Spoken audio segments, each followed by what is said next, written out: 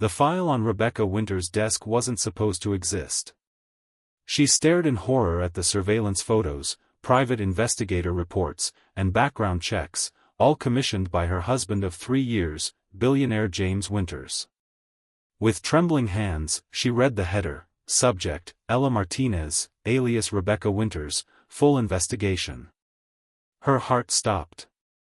He knew. After 7 years of meticulously erasing her past, creating a new identity, and building a life of luxury and safety, her husband was mere pages away from discovering why she disappeared from Chicago in 2018, and the blood on her hands. Rebecca had 15 minutes before James returned from his business meeting.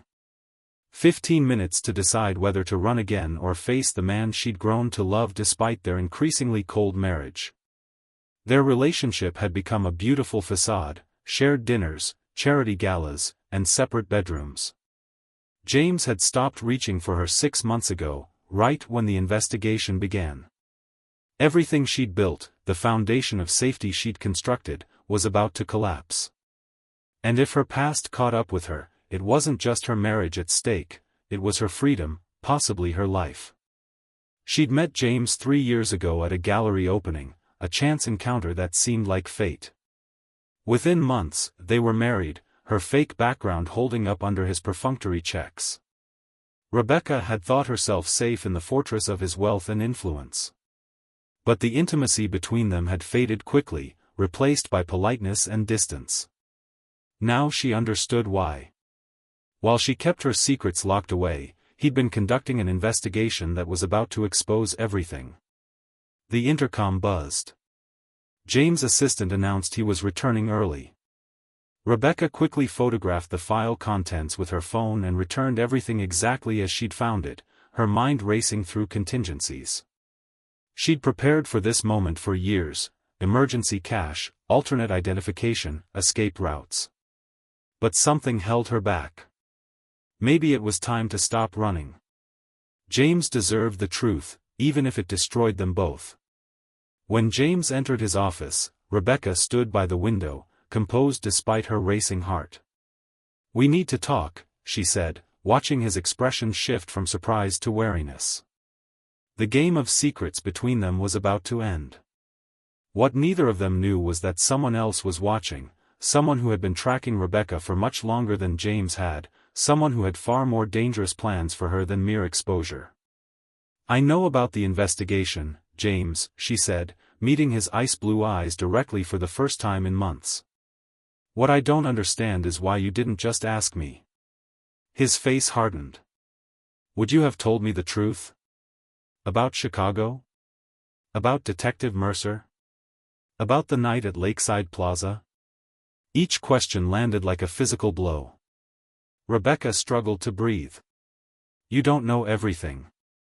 "Then tell me," he challenged, leaning against his desk. "Tell me why my wife doesn't exist in any database before 7 years ago.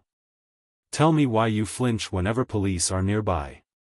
Tell me who Marcus Devlin is and why his name appears in your nightmares." The name sent a chill through her body. Marcus. The man who had promised to find her, no matter how far she ran. The real reason she had married James, not for love, initially, but for protection. "If I tell you everything," she whispered, "you'll never look at me the same way again." "I already don't," James replied, his voice softening slightly. "But I want to understand." So Rebecca began her story, about the young paralegal who discovered her boss, prominent Chicago attorney Marcus Devlin, was running a criminal enterprise through his law firm. How she'd gathered evidence for months, planning to go to the FBI. How she'd been discovered the night before her meeting with the federal agents. What happened next in that high-rise office would haunt her forever. "I didn't mean to kill him," she said, her voice breaking as she described the struggle with Devlin's security chief. "The gun went off during the fight. Detective Mercer was the only one who believed me, who helped me disappear when Devlin's organization framed me for multiple murders." She paused, watching James absorb this information, unable to read his expression. "But Devlin isn't dead, James. He survived, and he's been looking for me ever since. James remained silent for a long moment. If what you're saying is true, there would be evidence. Police reports, news stories. Look up the Lakeside Plaza incident, she challenged. 3 people dead, a fire, a missing paralegal named Ella Martinez wanted for questioning. Devlin made it all disappear after, buried it with his connections. That's why I ran. Before James could respond, his private phone rang. He answered, his expression changing to confusion, then alarm. Yes, she's here with me now, he said, looking at Rebecca with new intensity. Are you certain? After a moment, he hung up. That was my security team, he said slowly. There's been a breach in our home system. Someone's been accessing our security cameras, our schedules. Someone's been watching us, Rebecca. 4 months. Rebecca felt the blood drain from her face. It's him. He's found me. The words were barely audible. James moved quickly to his computer, pulling up security footage. All our systems were professionally compromised. Whoever did this has resources.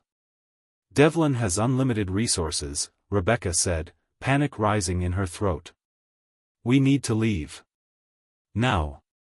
For the first time in their marriage, James took her hand, his grip firm and reassuring. I have resources too. But I need to know everything if I'm going to help you. The intercom buzzed again. James' head of security appeared on the video screen, his expression grave. Sir, there's been an incident at the main house. The perimeter was breached, and we found this left on your bed. He held up a photograph, Rebecca in Chicago, 7 years younger, standing next to Marcus Devlin at a law firm event. Across the image, written in red, found you. James turned to Rebecca, his expression unreadable. I think it's time you told me exactly who Marcus Devlin is to you. All of it. Rebecca took a shuddering breath. He wasn't just my boss, James. Before I discovered what he really was, he was my fiancé. The revelation hung in the air between them, changing everything. What Rebecca didn't know was that James had his own secrets, and his investigation into her past hadn't been motivated solely by suspicion. He had been searching for leverage, for something to even the playing field between them. Because James Winters wasn't just a self-made billionaire with trust issues, he was a man with his own blood-stained history, one that was about to collide with hers. We need to move, James said, making a decision. My plane is fueled and ready. We can be in the air in 30 minutes. Rebecca stared at him. You're helping me? Even after learning who I really am? His expression softened slightly. I married you for a reason, Rebecca. Even if that reason has changed over time. He didn't elaborate on what he meant. As they prepared to leave, Rebecca wondered what other secrets James was keeping. The distance in their marriage suddenly made more sense. They had both been hiding, both playing roles. What she couldn't know was that James' investigation had uncovered something even she didn't know about her past, something that would change everything once revealed. They moved quickly through the building toward the private garage, James' security team surrounding them. Rebecca felt a strange sense of déjà vu, another escape, another identity about to be shed. But this time, she wasn't alone. In the car, speeding toward the private airfield, James received another call. His expression darkened as he listened. Change of plans, he said after hanging up. The plane's been compromised. We need a different exit strategy. He's always one step ahead, Rebecca whispered. That's how Devlin operates. Not always, James replied, something cold and unfamiliar in his voice. He directed his driver to a location Rebecca didn't recognize, an industrial area near the harbor. There are things about me you don't know either, Rebecca. The car pulled into a warehouse where a helicopter waited, rotors already spinning. As they hurried toward it, a shot rang out. One of James' security guards fell. Then another. Chaos erupted as Rebecca and James ran for cover behind shipping containers. "Trust me?" James asked, pulling a handgun from his jacket, a movement so natural it was clear this wasn't his first time holding a weapon. Rebecca nodded, despite her confusion at this new side of her husband. "On three, we run for the helicopter. Don't stop, no matter what." His eyes held hers for a moment.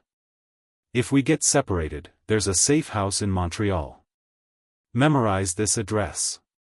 He quickly recited an address. Before she could respond, more gunfire erupted. James returned fire with practiced precision, covering their retreat. They made it to the helicopter, the pilot already lifting off as they scrambled inside. Through the rising aircraft, Rebecca caught a glimpse of a familiar figure watching from the shadows of the warehouse, a man she had once thought she loved, a man who had promised to find her no matter where she hid. Marcus Devlin had kept his promise. As the helicopter gained altitude, James turned to her. "There's something you need to know. Something I discovered in my investigation that even you don't know." "What are you talking about?" Rebecca asked, her heart pounding. "The night at Lakeside Plaza, you weren't the only one who survived. There was a witness, someone who saw everything." Rebecca froze. "That's impossible. There was no one else there." "There was," James insisted. "A cleaning woman, hiding in a supply closet. She saw the whole thing, including what really happened with Devlin's security chief." "What do you mean, what really happened?" Rebecca's voice was barely audible over the helicopter's engine. James' eyes were intent on hers. "The witness statement I found contradicts your memory of that night. According to her, you weren't defending yourself, Rebecca. You executed that man. Deliberately." The helicopter banked sharply as Rebecca struggled to process his words. Her memories of that night had always been fragmented, clouded by terror and adrenaline. Could James be right? Had she actually murdered someone in cold blood? "That's not possible," she whispered. "I remember the struggle, the gun going off." "Memory is unreliable under trauma," James said, not unkindly. "But there's more. The witness described someone else in the room.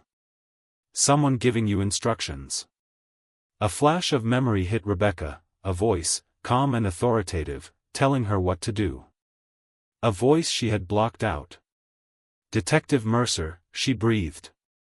James nodded grimly. "Robert Mercer wasn't just a detective who helped you disappear.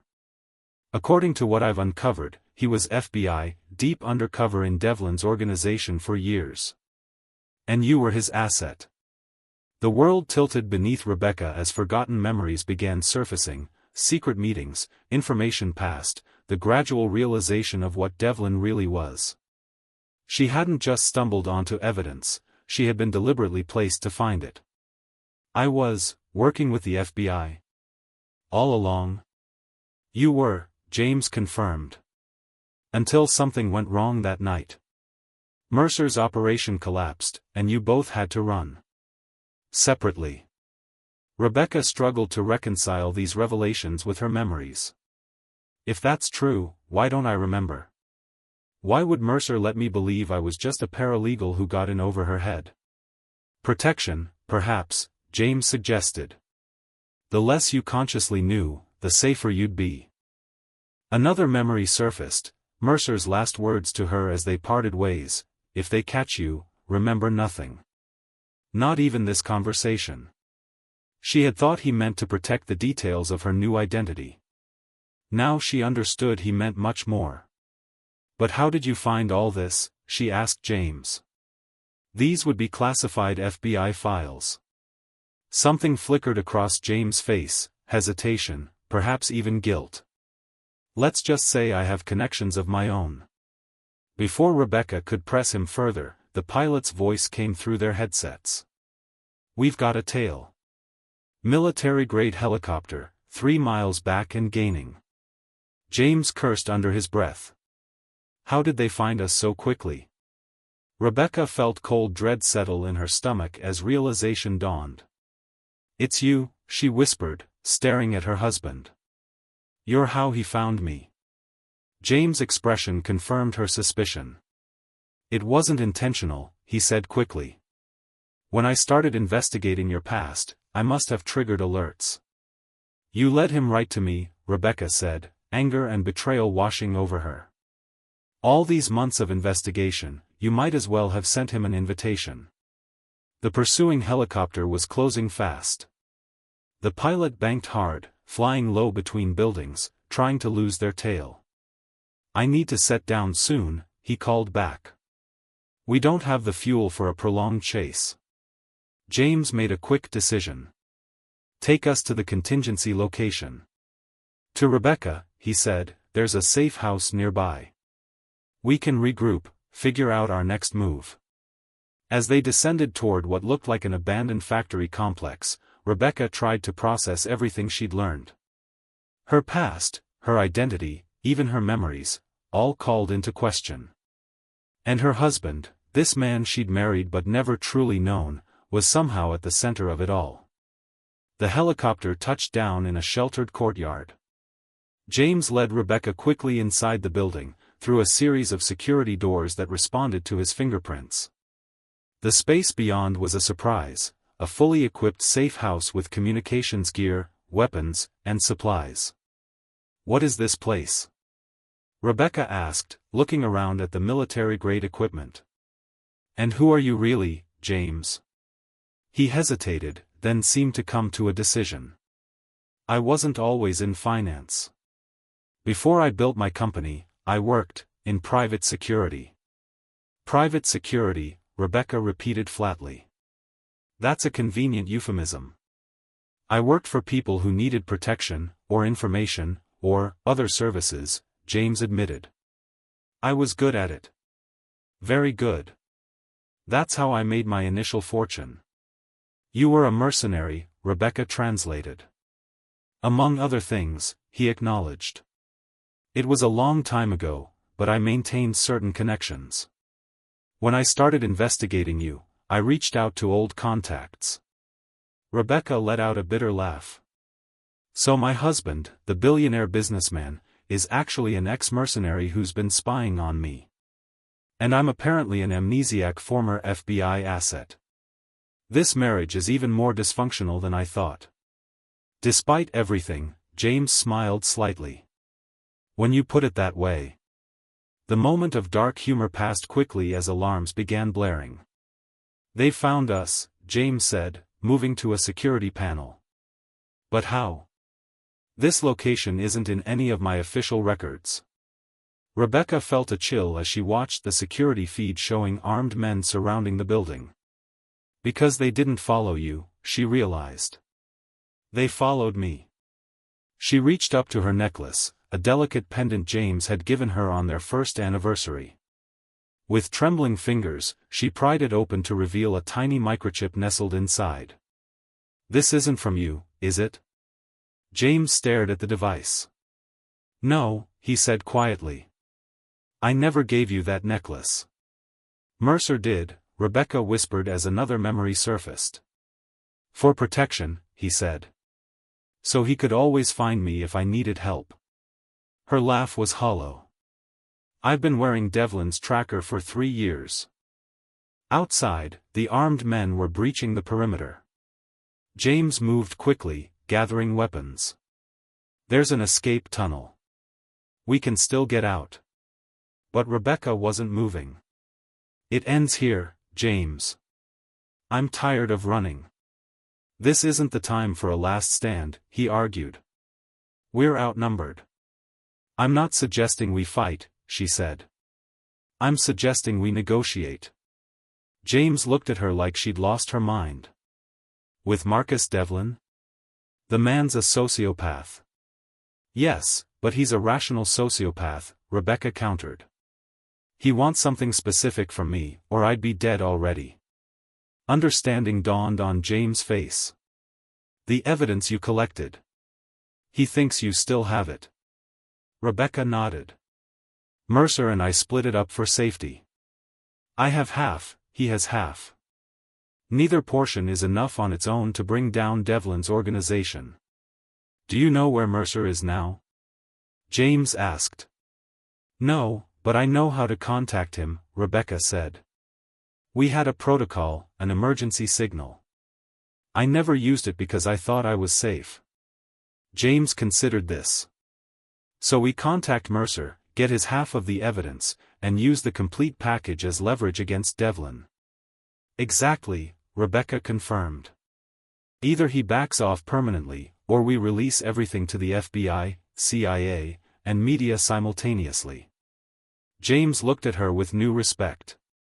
That might actually work. If we can reach Mercer before Devlin's men break through. Rebecca moved to the communications equipment. I need to send a specific message to this frequency. She quickly wrote down a series of numbers. As James helped her configure the equipment, he asked quietly, "Did you ever love me at all? Or was I just protection?" Rebecca paused, looking at this man who was both stranger and husband to her. I married you for safety, she admitted. But somewhere along the way, even with all our secrets and separate bedrooms, yes, James. I did love you. I still do. He held her gaze for a long moment, then nodded. We'll talk about what that means if we survive this. Rebecca sent the emergency signal, a simple code that would tell Mercer she needed immediate extraction and had the other half of the evidence. Now all they could do was wait and hope he was still monitoring the frequency. The building shook as explosives breached the outer defenses. On the security monitors, they watched Devlin's men advancing methodically through the complex. How long do you think we have? Rebecca asked. 10 minutes, maybe less, James estimated, checking his weapons. The radio crackled suddenly to life.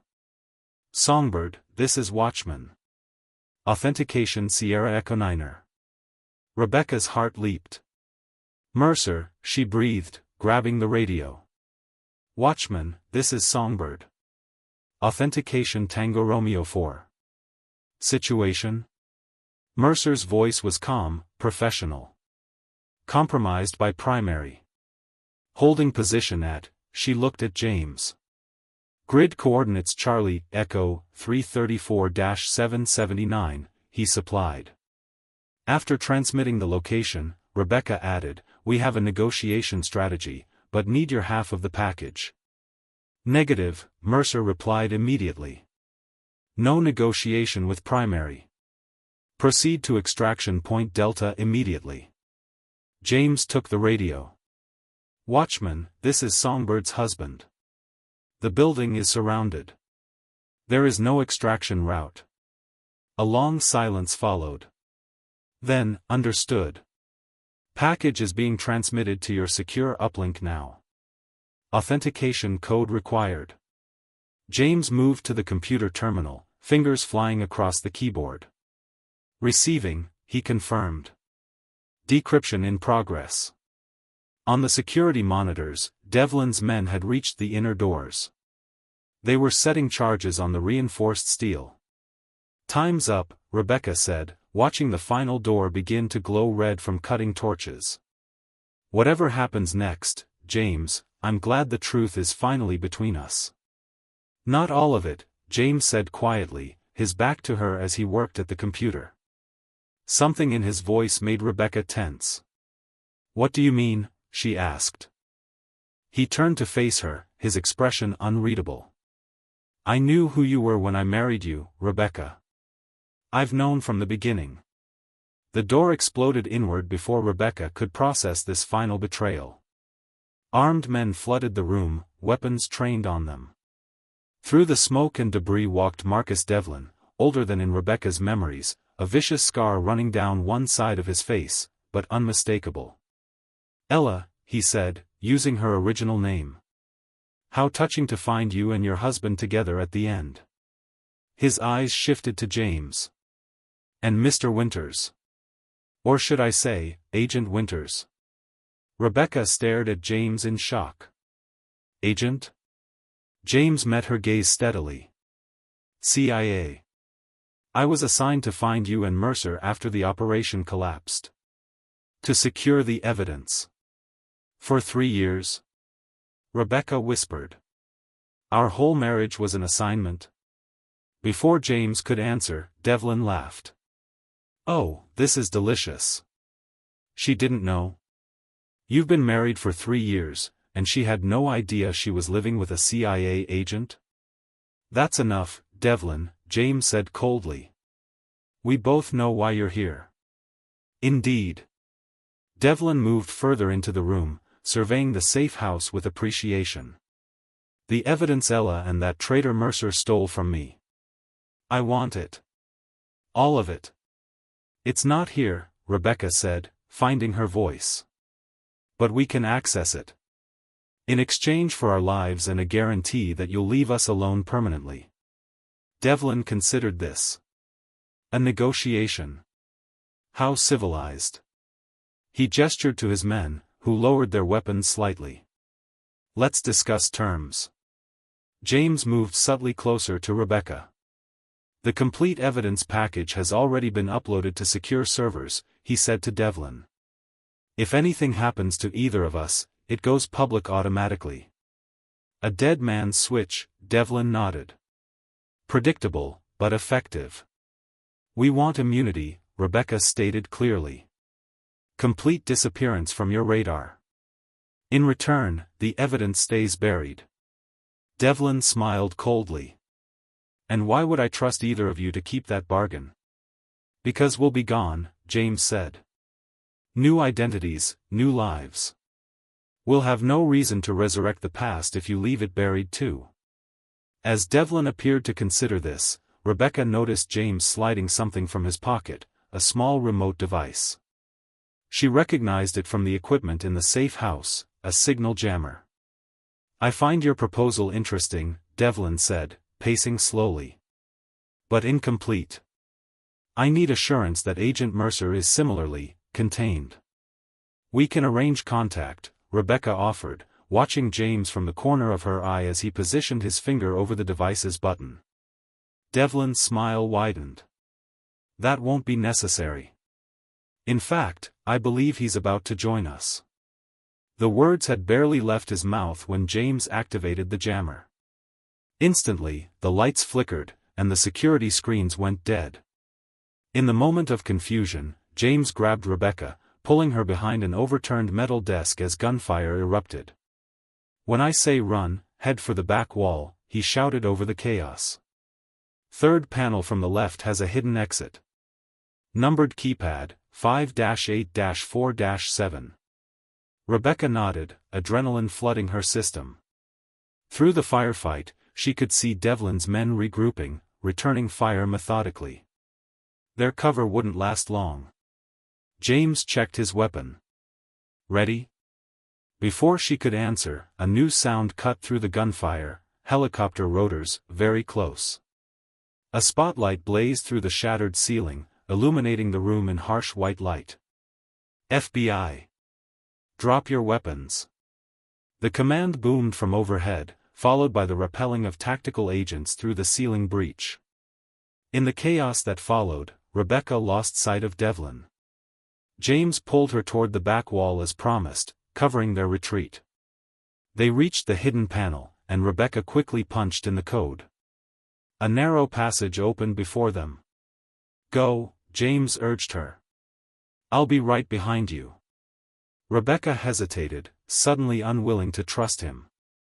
You first. Understanding crossed his face. Fair enough. He entered the passage, Rebecca following close behind. The panel slid shut just as gunfire peppered the wall where they had been standing. The passage led to a smaller building across the complex, where a nondescript car waited. James took the driver's seat, Rebecca beside him, and they sped away from the compound as FBI helicopters circled overhead. Was that your doing? Rebecca asked, looking back at the raid. No, James admitted. That was Mercer. He must have called an FBI backup when he realized we were compromised. So what now? Rebecca asked, still processing everything. You're CIA, I'm, whatever I am. Where does that leave us? James drove in silence for a moment. That depends on you. My assignment was to find you and secure the evidence. I've done both. He glanced at her. What happens next is up to us. You married me for an assignment, Rebecca said, the hurt evident in her voice. Yes, James acknowledged. At first. But people change, Rebecca. Feelings change. He paused. The intimacy between us didn't fade because I stopped caring. It faded because I couldn't reconcile my feelings for you with my duty. Rebecca stared out the window at the passing city lights, her mind racing. I don't even know who I am anymore. Ella, Rebecca, FBI asset, how do I build a life on shifting sand? You start by choosing, James said simply. Who do you want to be? As dawn broke over the horizon, Rebecca considered his question. After a lifetime of running and hiding, of partial truths and fractured memories, perhaps it was time to choose her own identity, her own path forward. I want to be someone who isn't afraid anymore, she finally said. Someone who doesn't have to hide or run or lie. She looked at James directly. Can you be that person with me? Not as an agent or an asset or a protector, but as a partner? James pulled the car to a stop overlooking the ocean. I've spent my career wearing different faces, playing different roles. The only time I've felt real in years is with you, even with all our secrets. He reached for her hand. I'd like to find out who we could be together. Without the lies. As the sun rose over the water, Rebecca made her choice. The past, both the one she remembered and the one she'd forgotten, would always be part of her. But it didn't have to define her future. Like the viewers who had followed her story this far, she had the power to write her own next chapter, to subscribe to a new narrative of her own making. I'd like that too, she said, squeezing his hand. A real marriage. A real life. Together. It wasn't an ending, but a beginning. And for the first time in years, Rebecca wasn't afraid of what came next.